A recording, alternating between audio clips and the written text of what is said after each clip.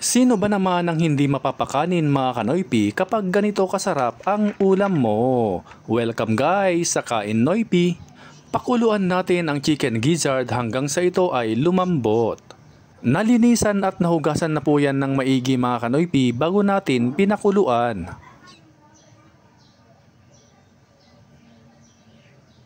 Hanguin na natin at isantabi muna. Sa isang mixing bowl na may kalahating kilong chicken liver, lagyan natin ito ng 3 tablespoon oyster sauce at haluin ito ng maigi.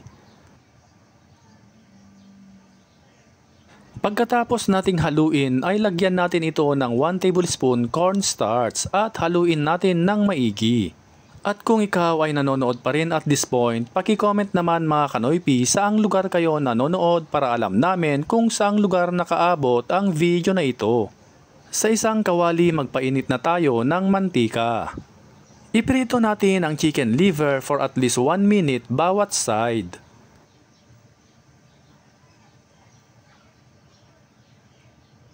Hanguin na natin kapag ganito na ang itsura. Isantabi muna ito at isunod naman nating gawin ay magsote ng sibuyas.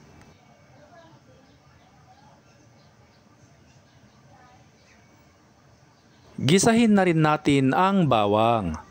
At kapag naamoy nyo na ang bango nito, ilagay na natin ang napakuluang chicken gizzard. At ipagpatuloy ang paggisa.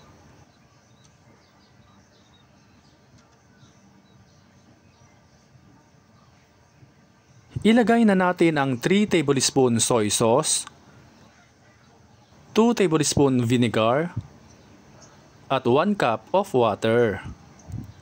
Takpan at pakuluan ng at least 3 minutes.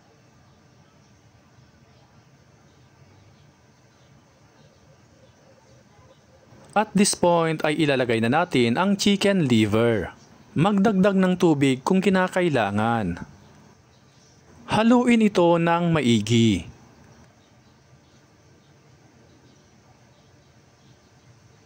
Takpan at lutuin natin for at least 5 to 8 minutes. Or hanggang sa mag-reduce ng konti ang kanyang sauce. Ilagay na natin ang snow peas at red bell pepper. Haluin ito ng maigi.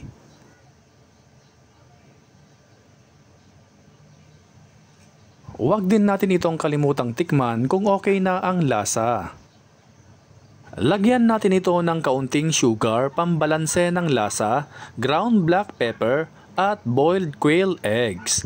Haluin ito ng maigi at lutuin pa natin ng at least 1 to 2 minutes.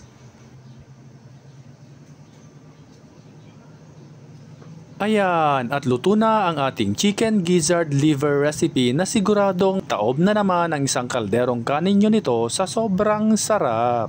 By the way, shoutout nga pala sa ating avid followers and viewers worldwide, especially kay Ma'am Emelita De Leon of Dubai, Rafael Urita of Cagayan Valley, at sa ating top fan na si Ma'am Gloria Fortuna Rael. Maraming salamat po sa inyong walang sawang pagsuporta.